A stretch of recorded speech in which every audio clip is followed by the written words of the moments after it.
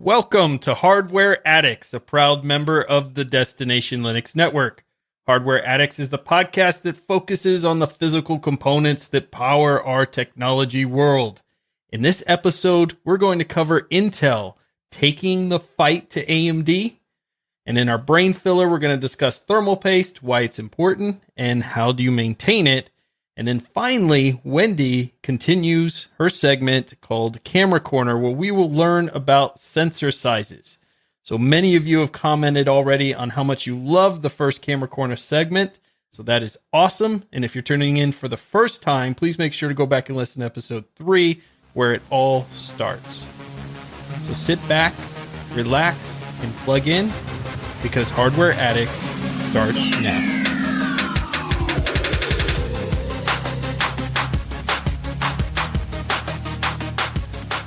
I'm Ryan, your tech guide through the universe, and with me today are my two co-hosts, Wendy, our resident photographer extraordinaire and hardware enthusiast, along with Michael, the software sage and hardware padawan.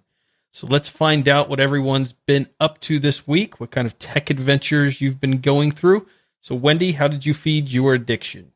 Well, I've been trying to decide what part I was going to cover this week. And so it comes from a conversation I had with a fellow mom today. She found out that I really enjoy technology, and so we got talking about it, and she was thinking that she needed to buy a new computer. Her system right now is running Windows 7, and she's worried about some of the vulnerabilities that are there.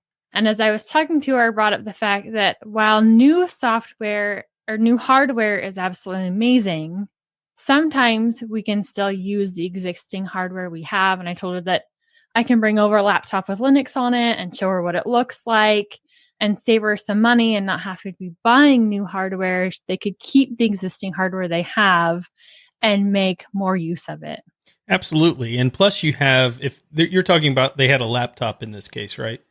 No, this is a desktop for them. But every time they ask her brother-in-law about, what they would need to get in getting a new computer, where they've been knowing that Windows 7 was coming to the end of life, he's always, as a big hardware guy, recommending really expensive stuff. And I'm like, yeah, we don't need to do that, especially where they do almost all of their work, their document saves in a web browser, right? They don't need what this brother-in-law was recommending. Yeah, certainly Linux is a great alternative for MacBooks and other computers that maybe are too old to run Windows 10 at this moment. So that's a great alternative. But also upgrading that hardware, if you have a desktop machine, some of the cases are proprietary cases, or they're really hard to fit external components in, depending on the type of machine it is. But that's always an option as well. But you're right. There are a lot of people who assume everybody needs gaming level specs, and that's not the case. And in fact, AMD and Intel and others realize this as well. And that's why they have so many options out there now for upgrading, where you can get a CPU for $100 or less. I mean, it's insane, the prices on some of and they're fully capable of doing what most people would use a computer for outside of gaming or video rendering and that type of thing. And it could be done on them, but not as much. So upgrading definitely is a good option too. All right. So Michael, what hardware quests have you been on?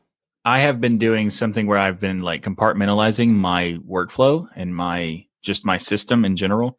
As when typically most systems have this, your operating system, your data, your files are all on the same drive, and that's fine for the most part, but it does limit the flexibility and the reliability and more just the compartmentalization of it, to just know that this one section is solid and not necessary in certain cases. Like, for example, I have migrated most of my data into separate drives. So they're all in separate SSDs, because I wanted my data for files and work files and video editing files and all that stuff to be in one drive. Then I have all of my games on another drive. Then I put my operating system on another drive. And then I have other stuff that's miscellaneous temporary work files on a separate drive. So I have this set up this way that I can make sure that if I need a certain particular thing for that given moment, I can use that drive. But if I don't need it, I can kind of trick myself to not have it. So for example, let's say I don't necessarily need to have my games all the time accessible. So I have that particular drive turned off so that when I go to my file manager, I don't see the game drive and, get the urge to play games and not be productive. So that's just a way of tricking myself. But yeah, so it's just a tricking of myself thing. But the other things are more valuable to what I wanted to do. But that was just like a little extra bonus.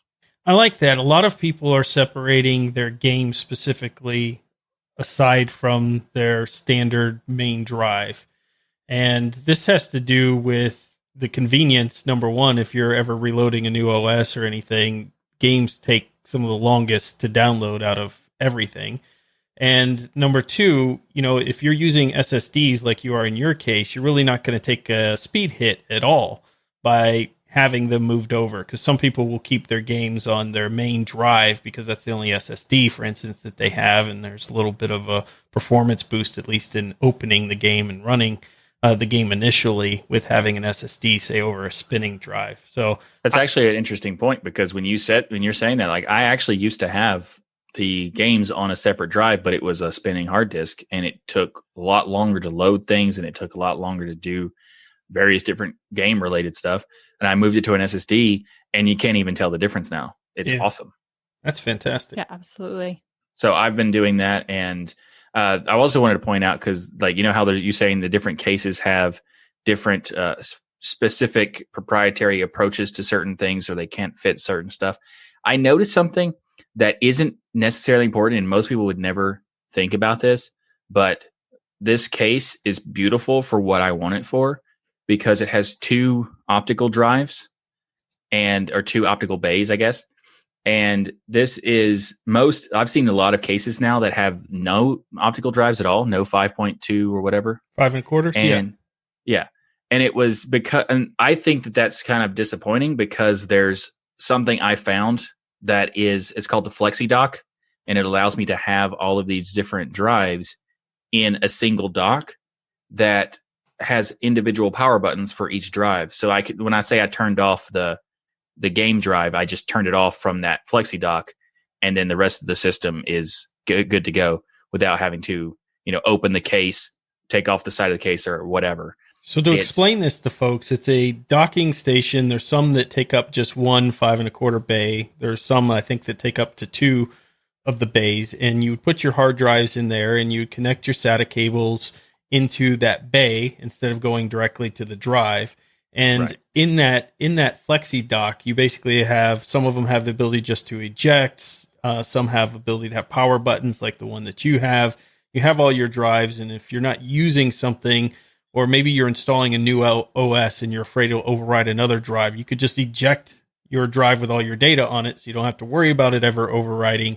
And then you would boot your machine, and is not going to accidentally override anything because there's no connection to it. It's such a fantastic solution for people out there to check out. I love this. I've been looking for a new case, and because of how much Michael has loved his, I have been making sure that I'm going to get one that's got the 5.5-inch bay, so I can do that on my next case. Nice. It's actually kind of weird how many don't have it anymore. So many of the really good looking ones don't have a bay at all anymore. Like, it's just you have to search specifically for the ones that have those bays. And the one I found, I have an old Fractal case, and it has two bays, and I looked at their latest version of the same model, only has one, but at least there's one. Like, there's some that, zero, like they're so heavy on the glass that they don't have any. But this is a cool dock, like having that as an option to be able to turn off stuff, turn it back on. And one of the coolest things is that it's hot swappable. So if I have two different data drives, I can put if I'm working on client work and I want it separate from my personal data, I can have two different drives and just put it in and out. It's a cool piece of hardware, I think. And we could have links in the show notes if people are interested in checking it out. Well, Ryan, what have you been up to this week? So I got to purchase a new monitor this week, which always makes me excited. So I have a new Asus PB277Q, which is a 27-inch, 2560 by 1440, so 2K, 75 hertz, 1 millisecond response time monitor. Now, up to this point, I had another older monitor that I had off to the side for doing Destination Linux or other podcasts that shows that I'm a part of. And that's where I would put maybe comments and other things that I wasn't directly looking at, but it actually sat on a separate desk because I was out of space. I couldn't have two full-size monitors on this one desk that I have. So it sat on a separate desk, kind of on the side, and you'd glance over to the right to see it. So I knew I needed something that I could put into a vertical position where you basically turn the monitor completely vertical. And this monitor had that. And I wanted to match the 2K because I'm just a huge fan of 2K. It just looks absolutely beautiful. And also have something that had a quick response time. Well, that was just an added bonus because honestly, you're not going to really game in vertical. And it's worked out perfect. So now I have both monitors on my desk at the same time. I have the ability to both of them to have in 2560 by 1440. Now the monitor I had before, the main monitor that I have is the MSI Optics Mag 321 CQR. It is a beautiful curved 2K 144 hertz monitor. But one problem that I have now is everything is so much clearer on the vertical Asus PB277Q monitor. When I move it over there, it's just so much brighter and crisp that now it kind of makes my favorite monitor up to this point look a little dull. So I don't know. I don't know what to do now. I guess I just need to buy more hardware. That's the excuse I use anyway. Yeah, absolutely. So just in case people are curious, the refresh rate and the response time are two really important factors when you're purchasing a monitor. Refresh rate, number of times the screen displays a new image every second. The higher, the better in this case. So most are around 60, but I have one here that's 144, and that new monitor I was talking about was 75. Then you've got the response time, which is the time it takes your monitor to shift from one color to another and cuts down on blurring and ghosting and that thing. And lower is better in that case. So this has 1 millisecond response time. But those are two factors you would want to be looking at along with resolution if you're in the market for a new monitor. This episode of Hardware Addicts is sponsored by DigitalOcean. DigitalOcean offers the simplest, most developer-friendly cloud platform. It's optimizing, managing, and scaling apps easy with intuitive API, multiple storage options, integrated firewalls, load balancers, and more. You can get all this plus access to their world-class customer support for as low as $5 per month. I'm a big fan of DigitalOcean. We're all big fans of DigitalOcean. Oh, yeah. And because they even make it like super easy to manage the droplets and do like snapshotting, which, by the way, snapshotting is so nice. You can create backups and snapshots of the droplets before you do upgrades or anything. So you have like peace of mind. And if something goes wrong, you can just go back to the previous snapshot in minutes without having to, worry about, if you lost any data or whatever, because it's all still there. Thankfully, I've never actually had to use the snapshots, but it's awesome to know that I can have them if I want them. Another great thing that DigitalOcean has is over 2,000 cloud agnostic tutorials to help you stay up to date with the latest open source software, languages, and frameworks. You can get started on DigitalOcean for 2 months for free with a $100 credit by going to do.co/DLN. That's do.co/DLN. And again, you can get started with that DigitalOcean credit with $100 for 2 months by going to do.co/DLN. And thanks again to DigitalOcean for sponsoring Hardware Addicts. All right, so for our core story this week, I noticed something sneaky Intel was up to and wanted to get your opinion on it. So we know that Intel's taken some hits recently in its reputation, especially with their new desktop processor line compared to AMD's new Threadripper line. We've kind of covered that in other episodes, but as the benchmarks keep pouring out, the worse it's looking for Intel's lineup of CPUs, at least in comparison. So AMD now reigns supreme in the benchmark game, which isn't everything. And I've said that well before, that benchmarks aren't everything. You really need that real world performance outside of just benchmarks, because not everything is optimized to work with certain hardware. So, but even in the real world circumstances, AMD's just kind of killing it. But where has AMD been weakest? In its laptop offerings. To this day, I still get people messaging me, hey, what's a good AMD Ryzen laptop out there? And while we've heard and we've talked about on the show the partnerships AMD's making with the laptop manufacturers, with everything going on with manufacturing slowing down because coronavirus and other things, Intel still clearly dominates this market, and it's probably the biggest market segment out there. Laptops outsell desktops by a big margin. So I found it really interesting when I started seeing some news about the Intel putting a Core i9 10980HK, which is a beast, into a laptop. And apparently they're also going to throw in a Geforce 2080 Super, as Michael would say. Exactly. GPU. I was waiting for it. So I hate the Super lineup name. And a lot of people have But it gives you the chance to say things Super. Yeah, I mean, I guess it's better than 10980HK. At least they're trying something there. Well, I mean, to be fair, it is already a 2080 RTX. Also, then they add the Super on top because it's a new version of the same thing. That's also, it's slightly better, but not really. So it is interesting, the Super lineup of GPUs making its way to mobile, and Intel's flagship 14 nanometer processor is headed there as well. And I think this is a pretty good shot against AMD right now, considering how few offerings, now there are some, but how few offerings there are in the laptop market. The first thing I think of when I look at this CPU and GPU combination in a laptop, as someone who's been price checking laptops lately, holy crap, is this going to be extremely expensive? It's funny you say that because that was my reaction too when I heard it. I was like, this is going to be such an enthusiast laptop if it comes out with these type of specs. I mean, you're talking several $1,000s to pick this up at least. And the weight of it, I just have to believe this thing, just to get the cooling right, is going to weigh a lot. That's a lot of heat. It's a lot of heat, not only from the 2080, but also from the Intel processor itself. Generally, in the laptop world, they will throttle these down. You know, the differences between having the same Super 2080 in your desktop and in a laptop is you don't have the giant 3 fans that sit on top of that GPU inside your laptop.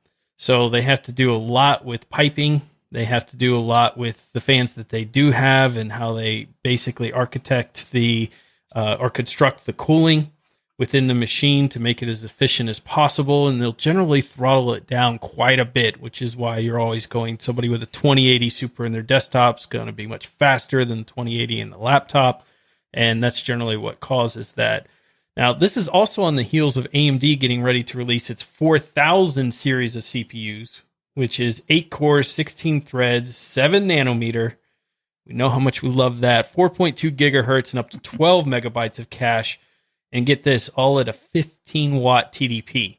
So to compare this to the i9 10980HK, you're looking at 45-watt TDP.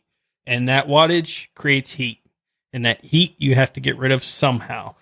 So it's, a pretty great offering, I think, from Intel to kind of have the flagship and come in and kind of own the laptop market, which is where most of the sales are. So it will be interesting to see what vendor they choose to kind of produce this thing together. But I thought it was interesting that I thought it was a pretty smart move on Intel's part to kind of go this route with all of the negative attention they've had recently with AMD. Yeah, I think it's a good idea. And I mean, especially considering they still kind of dominate this. And the big push this year from CES is AMD announcing that they're going to be pushing really hard on laptops. So this is like a good preemptive strike from Intel to, kind of battle that in a way.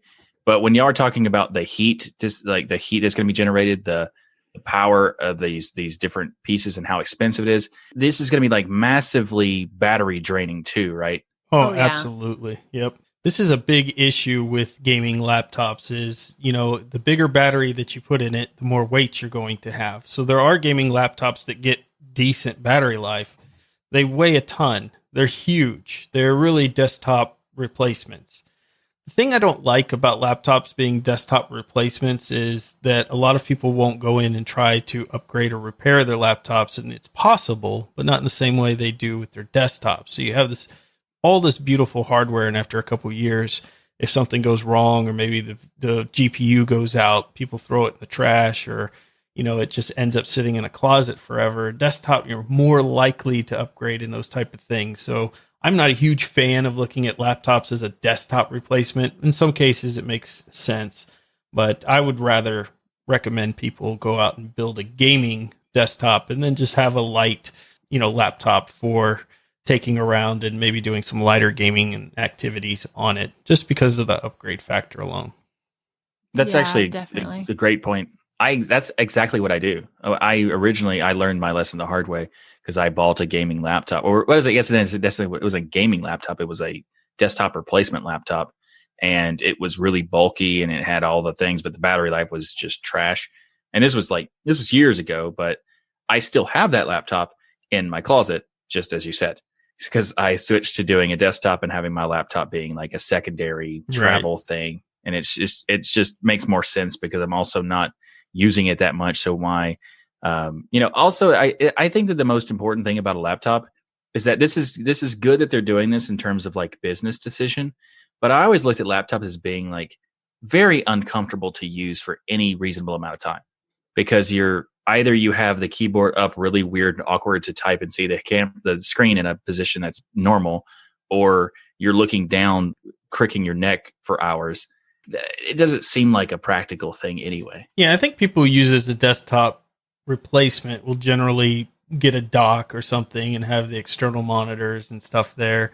And, and there's some cases certainly that people would need a portable desktop, essentially all the power of a desktop, but move around, for instance, graphic designers that need to travel and those type of things. This machine, though, is just going to absolutely scream. It's also going to absolutely probably get so hot you won't be able to hold it on your lap, or it's going to be so thick it's not really going to be very comfortable to have anywhere. But I do think, like you said, it's going to be, I think it's a pretty good move from them on their standpoint. And, this processor is nothing to laugh at here. 8 cores and 16 threads, 3.1 gigahertz base clock with a 5 gigahertz boost clock. I think in the laptop, awesome. It's going to probably stay a lot closer to that 3.1 usual and probably won't boost very much to that 5 gigahertz. Again, I would be surprised if they come up with a cooling solution for that, but 16 megabytes of L3 cache, so that's beating out the Ryzen 4000 series, mobile series, which is only going to have 12 megabytes of cache on it. But again, you got that higher wattage there pushing on a lot of that to do with being on that 14 nanometer. So this will be really interesting to see how this heats up, but ultimately, hopefully it's good for the consumer.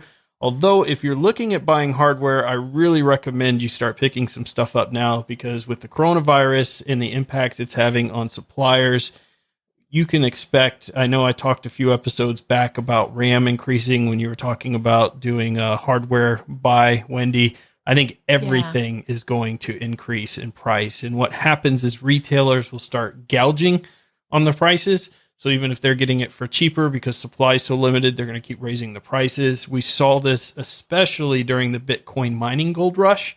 If you remember, you could not walk into a store and even buy a GPU. Everything that was of basically a high quality graphics card was off the shelf.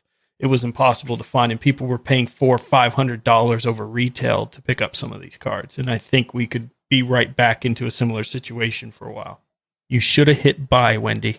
I should have. Gosh dang it, I should have. I'll have to do some looking again, because I really want to build a new computer, especially after my adventures with doing some video again this last week and seeing just how much my computer does not like editing this higher quality video.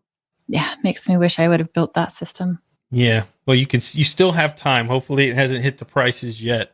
But if you are noticing slowness in your machine, it could be caused by thermal paste. One of the brain fillers I wanted to bring in, since we talked about coolers last week, is thermal paste, or what some call thermal grease itself. So most people, if you've ever built a machine, knows what thermal paste is. It's that stuff that's in a tube that you put between your CPU and your heatsink. The reason it's needed is the heat spreader on top of the CPU is not perfectly flat. It's got little divots. It's got little imperfections in it that you probably can't see with your naked eye because it looks all shiny, but they're there. The thermal grease fills in those gaps, helps make sure the heat is transferred away perfectly. Now, there are tons of different formulas for making this stuff, and many companies have their own secret sauce of proprietary products that contain carbon powders, silicone, ceramic materials. However, a lot of people don't know that thermal paste doesn't last forever. And if you're starting to have issues with slowness, if you're starting to have overheating problems, it could very well be that your thermal paste has met its end of life. Even on the tubes themselves, it'll tell you that it has an expiration date on a lot of the thermal paste out there. And the reason is because at a certain point, it just starts harden and turns to this crusty substance. And it really doesn't do very good at dissipating that heat anymore. So if you're technically competent, replacing your thermal paste is no big deal at all. Personally, I love Noctua. Again, just like their fans, they also make a kit that has their fantastic thermal paste and some wipes in it. And the wipes are great because you don't want something that's going to leave lint and other things behind that are going to impact that perfect seal. It comes with wipes. You just wipe off the current thermal paste and you'll know if it's really bad when you take off that fan. You see all that crusty gook and everything else underneath. I've put pictures of some of the ones I've done replacement in my Telegram group. And Michael, you've seen those. It can get pretty bad when people don't replace this stuff. Yeah, I didn't really realize how bad it could be until you started showing those photos, and it seems kind of nasty. I didn't know, obviously I'm the non-hardware person, so it's not shocking that I didn't know this, but I didn't know that it did have an expiration date. When we were talking about, setting, preparing for the episode and stuff, I looked at my older, I replaced my hardware recently a couple months ago, but I looked at the older hardware when I took it out and took off the heat sink to see it definitely needed it. And that might be why it was getting slower. Cause it looked like it was kind of like a rock in some ways. Yeah, absolutely. It's definitely time to do mine. The system's been up for about 5 years. So it's time to reapply. Yeah, so this is actually something people who are technicians argue about all the time. I've seen people say you need to replace it every year. I've seen people say don't replace it until you start noticing you're having problems. So I generally give the advice in my years of doing this, between 4 and 6 years. This includes your laptop. You should have your thermal paste replaced, meaning you either take it to a shop if you're not savvy enough to do it yourself and have them do it, a shop that you trust, not like Geek Squad or anything like that, and or do it yourself. And like I said, if you get Noctua NTH2 is the thermal paste I love to use right now. There are other brands that people will swear by are better and all this, but you do get what you pay for in thermal paste. That is one area where they're correct. While people can argue about which one they like to use the most, if you buy really cheap thermal paste, you're going to maybe have more problems than dealing with just that crusty stuff. So get a nice quality thermal paste. It's not very expensive. The high quality stuff's like $10 to $12 versus, the cheap stuff. You get 6 tubes for $4. Just stay away from that. Spend a little extra money. What? That's ridiculous. You want me to spend Why would you need that 12? much thermal paste? Yeah, but but I'm going to spend $12 every 4 to 6 years. That's just too much. It's insane to protect your thousands of dollars worth of components. Exactly. So this is the one time not to be cheap. Do not want to use paper towels or anything else. If you're not going to get the wipes like I recommend, use like a coffee filter or something that's not going to leave lint behind. I also see so many videos on YouTube where people are getting the extra pieces of thermal paste off using a Q-tip. Q-tips leave stuff behind all the time. It gets caught on a little snag in the corner and they're leaving pieces of Q-tip all in their thermal paste. It's a disaster. These are well-respected channels I see doing this. Do not use Q-tips. Use those wipes, something that's not going to leave lint behind, and you'll be good. And I suggest when you're reapplying, just use the P method. I think it's the easiest one to remember. You've got the line methods and everything else to putting thermal paste on. Just put in the middle of your CPU a pea-size dab of your thermal paste. That's all you need. Then you can put the thermal paste away, remount your CPU fan. You're going to be good for another 4 to 6 years. It'll be awesome. Yeah, it's actually kind of funny because there's all the tips on YouTube, or sometimes they tell you to here's a line, or you need to get a thermal paste spreader and all this other stuff. And then I sent you a message when I got my new hardware, And I was like, so how do I just give me the quick rundown of the thermal paste? And I know it's going to be complicated, whatever. And you're like, you just make it the size of a pea. You mean like an English pea or something? Or like, yeah. Okay. Well, that's simple. Done. Yeah. Now there's a lot of people who will have done, different studies to show the difference between the line and the pea, and they got, 0.015 less degrees by using this zigzag method or whatever. But the pea it's fine. Just use the pea. It's the easiest. Just use the pea. Just use the pea. Is that going to be your new slogan? I need a t-shirt that says that. Yes. Get on it, Michael. Consider it done. All right, Wendy, people are excited about Camera Corner, and this week you're going to school us on sensor sizes. So this is where me and Michael get to sit back, and both of us get to be the Padawans of your knowledge. And I assume that the sensor sizes are going to be tall, grande, venti. Is that right? No, we're not ordering coffees here. Oh, okay. Gotcha, and we're definitely not ordering $5 coffees here. For sure. I was so thrilled with some of the feedback that came from the last episode and this Camera Corner, and people saying how much they had got from just going over the different types of cameras. So that has completely made my week. I am so glad that the listeners are getting something out of this corner, and we're about to pack your brains with a little bit more information. Yeah. So everybody is familiar with a teeny tiny small camera sensor, and that's the one in your cell phone, right? You pack around a sensor with you all day long, all the time. And why did they put that sensor in there? So the NSA can spy on us. Absolutely. Okay. No. They use the small sensor because it keeps your device small. And that's one thing we've been going for in recent years is how thin can they make these devices? And one way they do that is put in a tiny sensor. But when we're looking at our cameras, there's 3 main sensor sizes that you'll run into. And the first one, which is what most professionals use, is what we call full frame.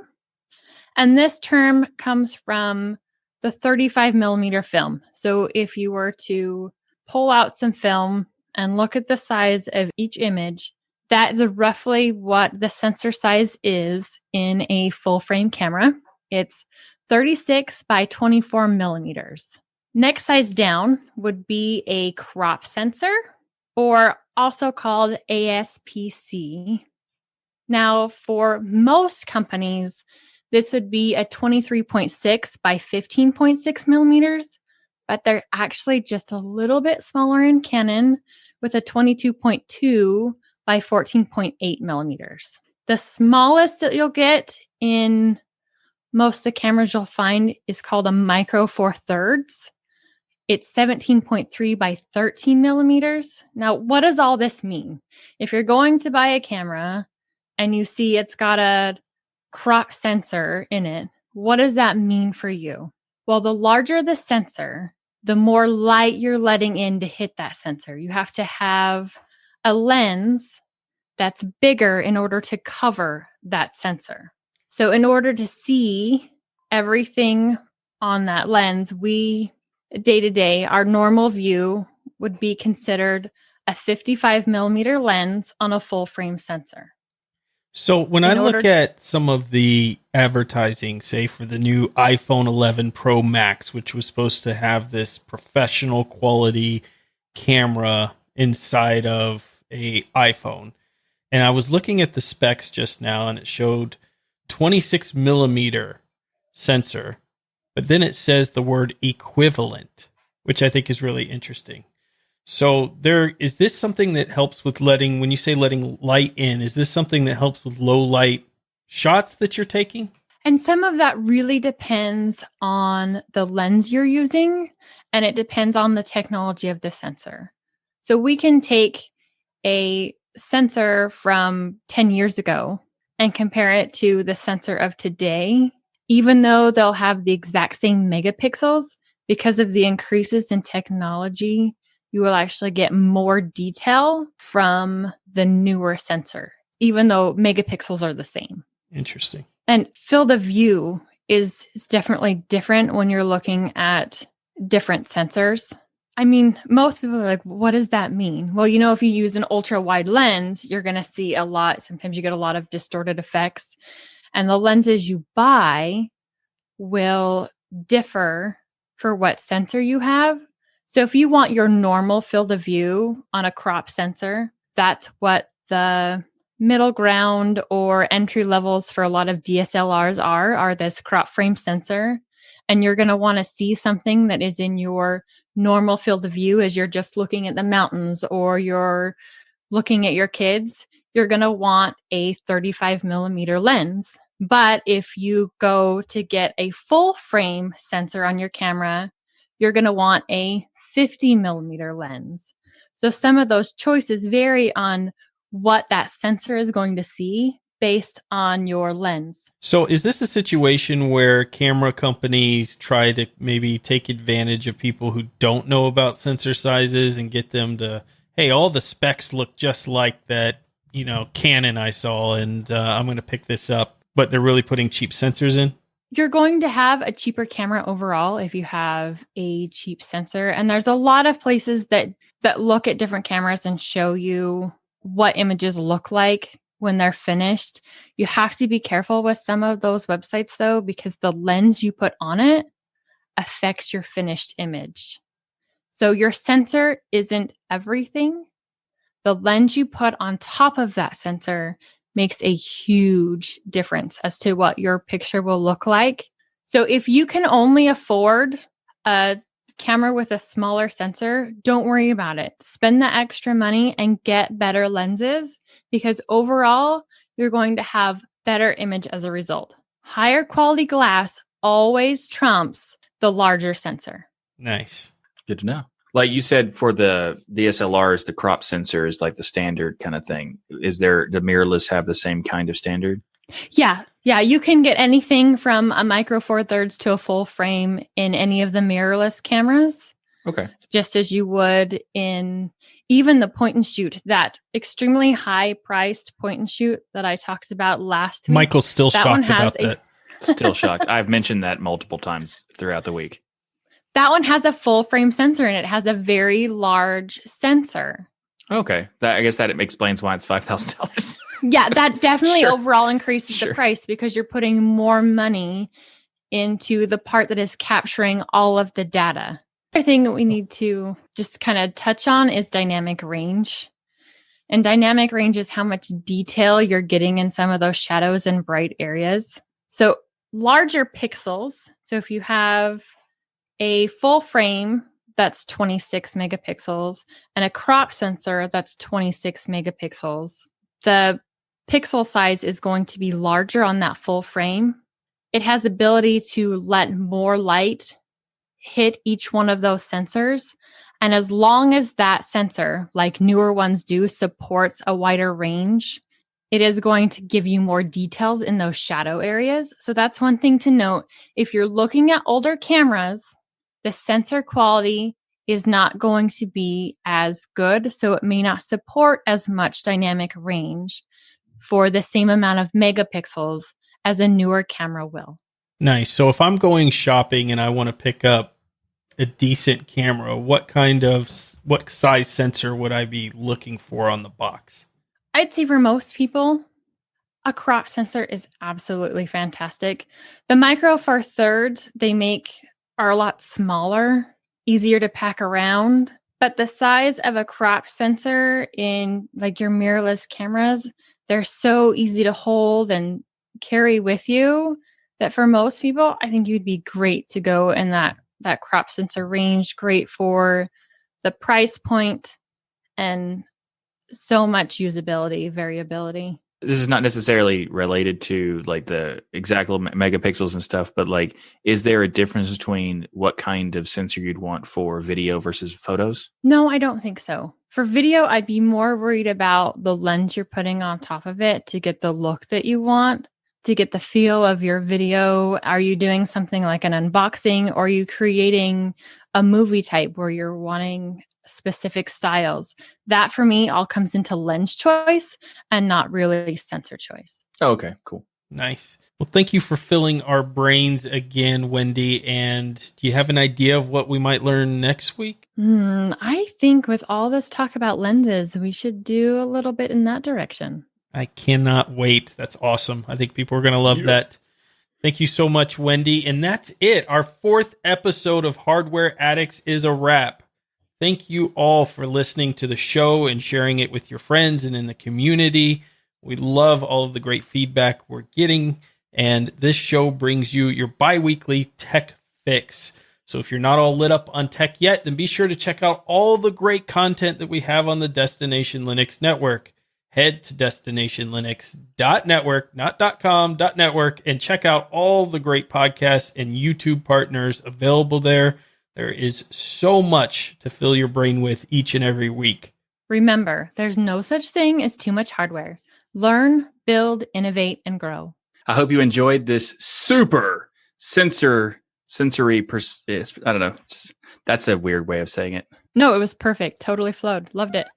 Perfect. Keep it. Nailed it. Scene, end, print. That's it. Send to print. There we go. Anyway. Are you going to do an outro or not? I said send it to print. What are you talking about? Okay, fine. I'll do it. See you on the next episode for another super send it to print. You're overthinking it now. I am overthinking it. Okay. See you all next episode in 2 weeks for another awesome filling brains episode of Hardware Addicts. Send to print. I think I'm putting them all in, Wendy. Just back to back, like all of the exits. I'm gonna do them all. It'll teach them a lesson, you know? No, you don't understand. I don't have shame. I don't care. I'll just laugh at it.